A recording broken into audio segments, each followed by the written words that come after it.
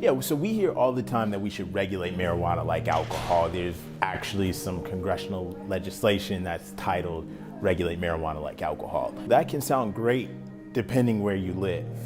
But for myself and people that live in neighborhoods like mine, where when I walk out the front door of my house, the closest store that I'm gonna hit in any direction from my house is a liquor store, regulating marijuana like alcohol doesn't sound like such a great thing.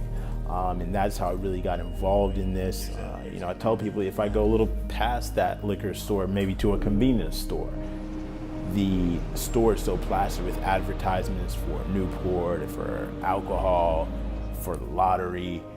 I can't even see inside the windows of that store. And the reality of marijuana legalization and commercialization is that it's going to do the exact same thing. And people say we're going to regulate it like alcohol. Well, if we do, that's going to have a negative impact on communities of color, on disenfranchised communities that are least able to support the burden of an addictive industry, of an industry that makes the majority of their money off of people that are heavy users and addicts. And that's what we have with alcohol and tobacco, where roughly about 80% of their revenue comes from 20% of the users. That's the heavy users and the addicts. And so I don't want to see a third industry that does that. Our campaign in DC was called Two is Enough. That's just referring to alcohol and tobacco, in that we've already seen what they've done. We've seen how they've particularly targeted communities of color. There's a study out of Hopkins, Dr. John Levis, that showed that in Baltimore, 8 times as many liquor stores in communities of color as other communities, and that has a negative health impact.